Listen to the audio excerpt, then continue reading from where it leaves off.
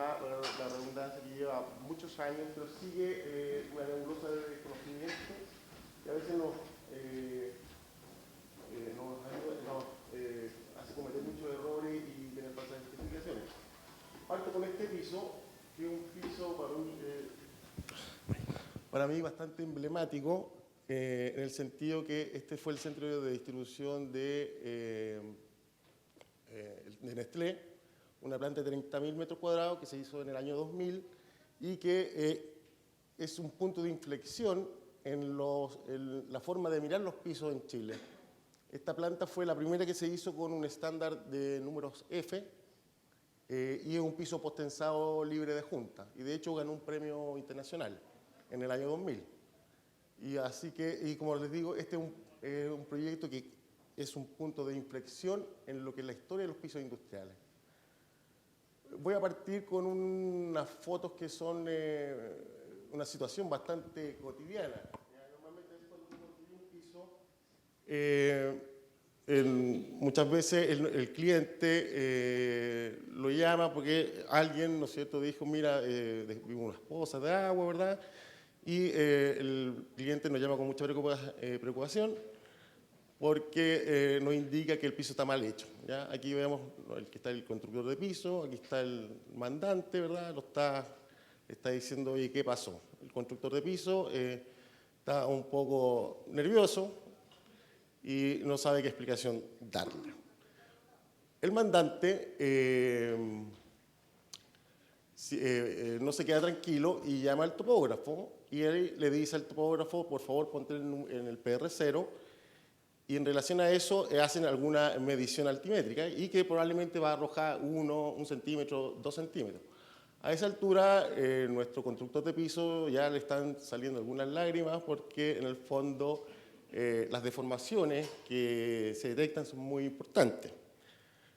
El mandante, sin quedarse tranquilo, manda a pedir una regla de 6 metros, ¿ya? Y mide, la coloca en el piso y mide la deformación, ¿no es cierto?, que probablemente en una barra de 6 metros va a salir una deformación bastante importante, ¿ya?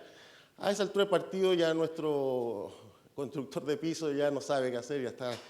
Bueno, esta es una situación bastante común, ¿ya? Y normalmente está dada básicamente por la ignorancia, en el buen sentido, de saber cómo se miden las deformaciones y bajo qué normas hay que atenerse. Y eso es un poco lo que yo quiero tratar de transmitirles. ¿Por qué medir un piso? Verificar el cumplimiento de las especificaciones del cliente, controles de calidad interno, determinar la serviciabilidad de un piso existente, maximizar eficiencia y seguridad de un piso. Un poco de historia. Voy a hacer alusión a este caballero que se llama Alan Face, que en los años 70, él era un contratista de piso, que por razones legales se dio la necesidad de objetivizar las mediciones de deformación en un piso. Junto a sus hijos, ellos crearon el sistema de números F, que en un tiempo corto lo adoptaría la ACI. Es un método de medición concluyente, dependiendo del tipo de tráfico que ellos también determinaron que es una medición concluyente y y diferenciaron 2 tipos de tráficos. Conceptos claves para poder entender lo que más adelante les voy a explicar. Cuando hablemos de pendiente o tasa de cambio, estamos hablando de lisura o planicidad, que normalmente se mide en una secuencia de 3 puntos, donde se une el primero con el punto n, con el n más 1, y se traza una recta. La diferencia entre el punto 3, n más 3, y la proyección de esa curva, tenemos un valor q. Ese valor q se llama pendiente o tasa de cambio en planimetría. La otra variable que también se mide es que en una serie de puntos estimados o trazados, ¿no es cierto?, en el piso, se mide la diferencia de elevación. Cuando hablamos de elevación, que es lo que mide un nivel topográfico, estamos hablando de, en el fondo, de diferencias de altura en valores absolutos. Hago mención al valor cero relativo porque cuando hablamos de planiedad, de planimetría, rugosidad en pisos industriales, el concepto cero relativo se hace importante. Todos los pisos, todas las normas, todo lo que está ligado a la medición de pisos no es en función a un cero absoluto. Es un cero relativo, es decir, yo puedo, en el fondo, es un cero que va cambiando, que se va mutando a medida que uno va avanzando en el piso. Y es por eso que uno puede tener, de repente, un piso en 100 metros o 200 metros, diferencia de 15 milímetros, 20 milímetros, y la planicidad o la planicidad no ha sido afectada. Concepto de tráfico aleatorio. Estos son conceptos que son súper importantes antes de entrar en las normas. El 98% de todos los casos, de todos los pisos que hacemos a diario en Chile y tanto en el mundo, corresponden a esta clasificación, a tráfico aleatorio. Se define como tráfico aleatorio a todas las zonas al interior de una bodega o industria donde la trayectoria de los montacargas y de las paletas y vehículos son difíciles de definir y tienen infinitas posibilidades. Palabra clave, trayectoria con infinitas posibilidades. Ejemplo, zonas de picking, plantas de acopio a baja altura. También dentro de esta clasificación entran las zonas de rack de pasillo ancho, donde los montacargas no siguen rutas definidas. Ahí tenemos un ejemplo de tráfico aleatorio. Acá hay otro ejemplo. Ahí vemos un sistema de rack con pasillo ancho. Esto no es tráfico definido, es tráfico aleatorio. Acá vemos el mismo caso. Concepto de tráfico definido. Representan el 2% de los pisos que se hacen a nivel mundial. Tráfico definido, por lo general, ocurre en pasillos muy estrechos o donde los apiladores o móviles transitan por una sola línea definida. Eso ya se ha explicado harto en las presentaciones anteriores. Palabra clave, trayectoria definida. En estos pasillos la regularidad o la lisura del piso es un factor crítico para el desempeño de los apiladores y montacargas. Estos apiladores son guiados computacionalmente por un hilo guiado o rieles. Una planimetría no adecuada causará colisiones con las estanterías, fatiga de los operadores, menores velocidades de los apiladores, causa de problemas estructurales en el apilador, alteración de los componentes eléctricos de la máquina. Ahí tenemos que, bueno, esto ya lo vieron en la presentación anterior, este es un sistema de apilador de alta densidad, pasillo angosto, como ustedes ven, donde la máquina entra justo, toda su vida útil, mientras exista esa máquina y este sistema de racks, va a caminar por una huella que podrán ser 2 o 3, en el sentido si es una máquina de 3 ruedas o 4 ruedas. En este caso, esta máquina está guiada por un riel, no tiene una guía electrónica.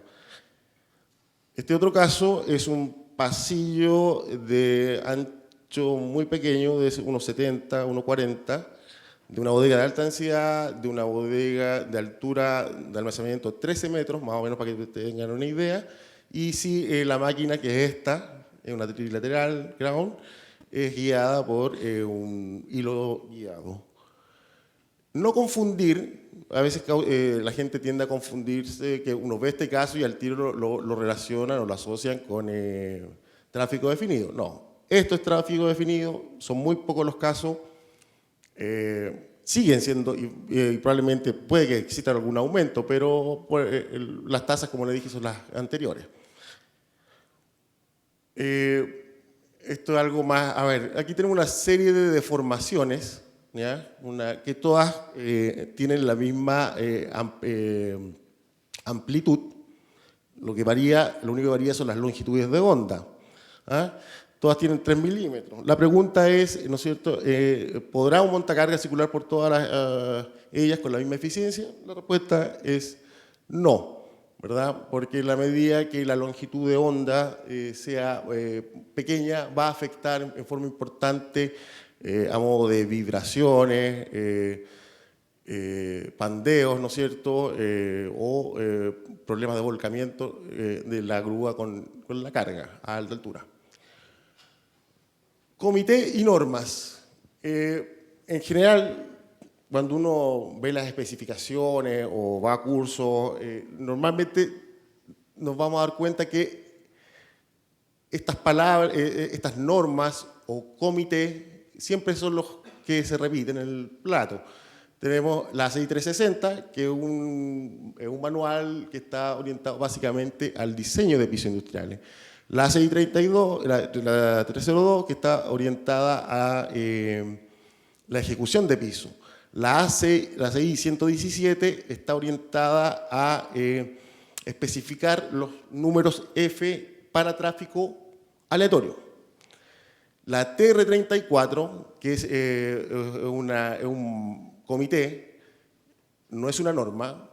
Estas tres de acá, también para hacer la diferencia, son comités. Las de acá son normas. La diferencia entre comité y norma, que los comités son normalmente grupos organizados bajo una institución de gente con mucha experiencia que redacta documentos que son muy útiles en los diversos temas. Las ASTM tienen más carácter, son localistas y tienen un carácter más de un documento legal en cada país. Normalmente las normas lo que hacen es protocolarizar las mediciones y las ecuaciones matemáticas por las cuales se llegan los resultados para que siempre sean repetibles, ¿ya? Hoy en día, en general, las especificaciones en los proyectos, lo que se ve normalmente es que están especificadas más por la línea de comité y no de normas. A excepción de la DIN, la 18202 y 15185, que sí es a veces recurrente en algunos proyectos o algunas máquinas. La TR34 es una norma que está hecha en el Reino Unido y que la usa bastante la Comunidad Europea y que es un manual bastante completo y vale la pena, está en castellano acá en el ICH y vale la pena tenerlo. Bueno, a ver. Aquí tenemos un amigo que está, claro, con varias dudas. Dice, pero ¿para qué me presentas? Me dice tantas cosas. Si aquí en Chile nosotros tenemos normas o usamos mucho las normas americanas. ¿Para qué me hablas de la TR34 y para qué me hablas de la DIN 18202? Eso no me interesa. Bueno, la respuesta, querido amigo, son porque necesitamos especificar objetivamente. ¿Me queda? No puede ser. Porque necesitamos controlar, fabricar. Muchos fabricantes de apiladores de distintos países usan distintas especificaciones. Por lo tanto, nosotros necesitamos, de alguna manera, homologar esas especificaciones. O también homologar a nuestras posibilidades de medición. Normas de tráfico aleatorio, tenemos la DIN 18202, que tiene una gráfica, una planilla donde hay distintos tipos de pisos, clases de pisos, y limita las tolerancias bajo una regla, y su instrumento de medición es una regla de 3 metros. La TR34, para tráfico, estamos hablando en tráfico definido, define 3 tipos de pisos, FM3, FM2, FM1. FM3 es el más bajo, FM1 es el más alto. FM3 hasta 8 metros, elevación hasta 8 metros, FM2 de 8 superior y FM1 para piso muy plano. La TR34, a diferencia de la alemana, sí define, sí restringe la elevación y la tasa de cambio o pendiente. Se define... Los valores son obtenidos de estas propiedades, voy a andar más rápido, bueno, de estas propiedades que están también descritas en estos manuales. Número F en Estados Unidos, que es lo que más usamos, son un método cuantitativo que mide perfiles de superficies de concreto para obtener estimaciones de su planidad de nivelación. Es el estándar de la Comité 117 para especificar mediciones de planidad y nivelación de concretos. El procedimiento para medir los números F está contenido en la ASTM 1155. Acá tenemos una tabla típica de especificación de números F, donde están los pisos de menos tolerancia al de mayor. Hay muchas más tolerancias, pero estas son las más normales, ¿ya? Incluso dice hasta 8 metros, sobre 8 metros de acopio. Y describe dos valores, que son los FF y FL. Y además, adicionalmente, describe dos valores que son los mínimos locales. Los mínimos locales son en la fracción defectuosa que yo puedo tener cuando mido un piso, y los generales es el valor global que va a tener nuestro piso. ¿Qué significa un FF? Es una medida de planidad de la superficie definida, que define la máxima curvatura permitida a lo largo de diferenciales de altura medida dentro de una distancia de 300 metros. Es adimensional y comportamiento lineal, es decir, un piso, un F40 es el doble de un F20 y un F80 es un doble de un F40. ¿Cómo se miden los números F? Se hacen iteraciones en el piso, mediciones de elevación con puntos distanciados a 300 milímetros cada uno. Para entender básicamente cómo mide los números F, los números F mide 3 puntos, al igual que la TD34, genera una proyección entre el primero y el segundo, que la proyecta al tercero, y mide la diferencia de altura o el valor Q. Y eso nos da una tasa de cambio, una tasa dependiente. El FL es básicamente nivelación, es decir, es diferencia de elevación. Lo que hace el FL, que el punto cero o el punto de inicio lo compara con el punto n más 11, es decir, en una distancia de 3 metros, y hace la comparación de la diferencia de la elevación. Estas son formas de medir un piso, aparte de la tradicional, que es longitudinal y transversal. Hay cuadros que hacen relaciones, ¿no es cierto?, entre una norma y otra, que son importantes conocerlos para poder homologar. La TR34 versus la número F también lo tiene. Los números F son, como es un valor adimensional y estadístico, es difícil llevarlo a una regla de 3 metros. Entonces, hay estimaciones que son, yo diría, son estas. Norma y comité para tráficos definidos o pasillos PNA. Tenemos la DIN 15185, que solamente define diferencias de elevación, no tasas de cambio, solamente diferencias de elevación.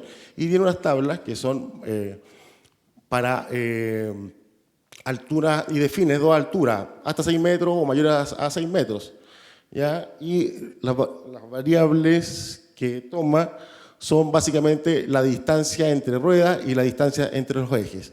Adicionalmente, restringe longitudinalmente la elevación, ¿no es cierto?, entre el eje delantero y el eje trasero. Solamente hay un nivel de tolerancia en el sentido longitudinal. La TR34 tiene 3 niveles, que parte del categoría 2, categoría 1 y superflat. Categoría 2 es hasta 8 metros, 1 de 8 a 13 y superflat de sobre 13. También bajo el alero de unas propiedades que son las maneras de calcularlo, ya define las tolerancias permisibles y las fracciones defectuosas. Acá hay un punto que es re importante, dice que el piso puede tener 15 milímetros de diferencia de elevación y probablemente uno va a seguir cumpliendo. Eso nos da un input de que no hay que tener miedo cuando uno detecta diferencias de elevación a veces importantes en el piso. ¿Ya? Lo importante es cómo cómo esa deformación, si esa deformación es amistosa o no amistosa con los distintos móviles que van a andar en la superficie. Esas son las propiedades, las formas que se calculan, que son muy parecidas a las de los números F. Fmin es lo que en Estados Unidos se usa, trabaja en el alero de la STM 1486. ¿Qué es el concepto de Fmin? Que es bien complejo entenderlo. El concepto de Fmin es un simulador de las trayectorias de los apiladores que emulan directamente los movimientos proyectados del apilador, haciendo una simulación matemática sobre sus dos ejes, es decir, delantero y trasero, y controlando cabeceos y balanceo. Es decir, emula a través de un programa computacional el comportamiento ideal de una máquina. ¿Quién lo inventó? De nuevo, la familia Face. Por eso siempre todos estos sistemas están muy ligados a las compañías que diseñan los equipos o a los fundadores de estas especificaciones. Es un valor adimensional y es lineal. Esta medición es igual a la TR34-26. La TR34 también tiene un sistema que uno lo puede hacer manual, no con instrumento, y que puede llegar a resultados bastante similares. Su uso es para controlar especificaciones o para determinar puntos a pulir en un piso de forma óptima y así poder entrar en tolerancia en relación a los apiladores adquiridos y poder sacarles el máximo de rendimiento. Los números Fmin no es un valor concluyente en sí mismo.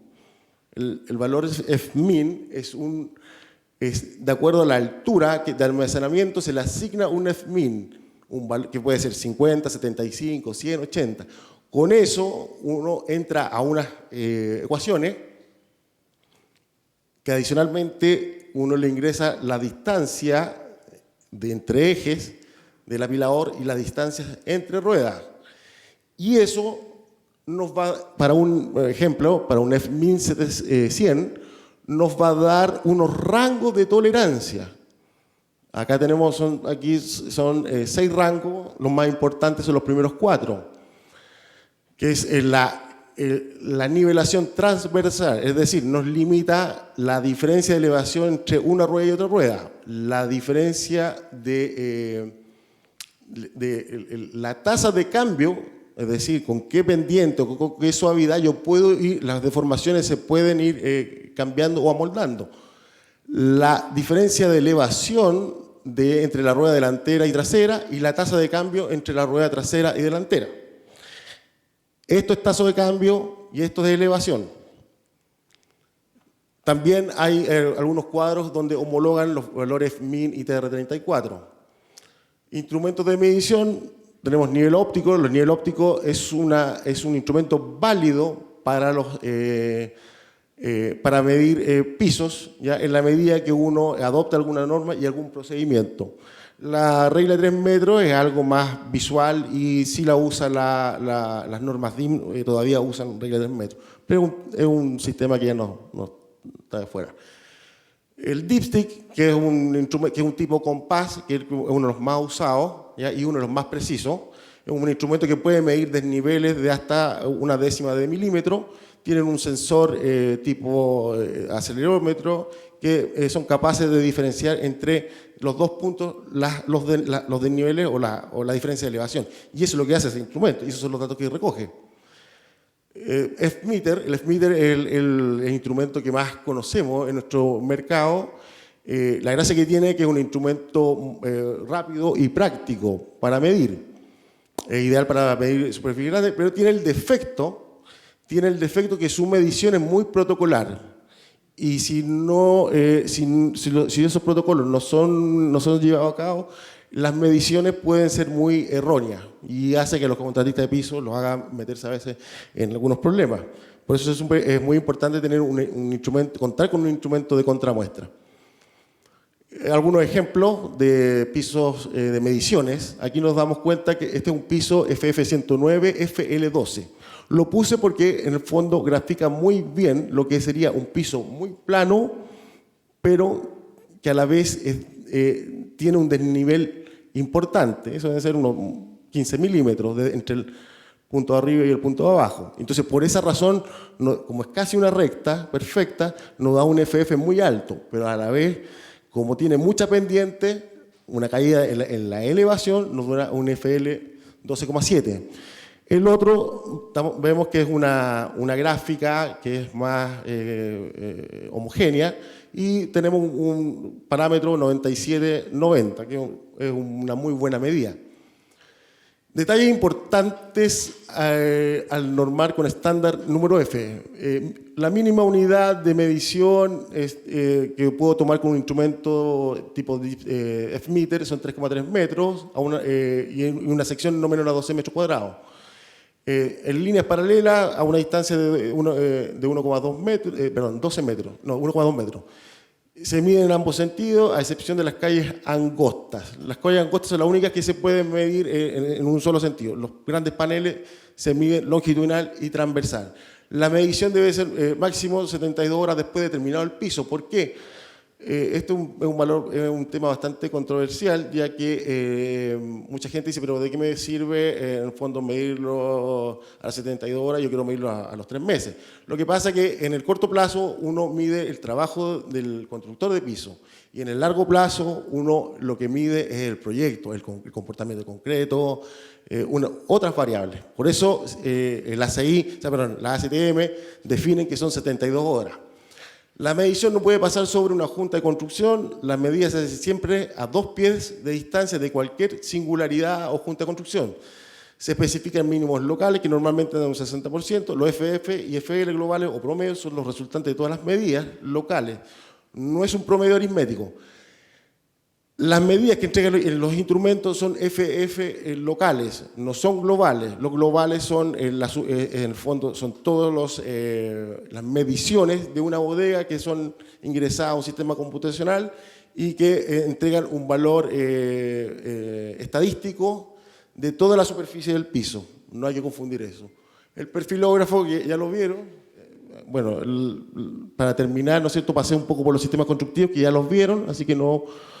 las estimaciones, ¿no es cierto?, de cada sistema constructivo, cuáles son las tolerancias que puedo conseguir con cada sistema constructivo,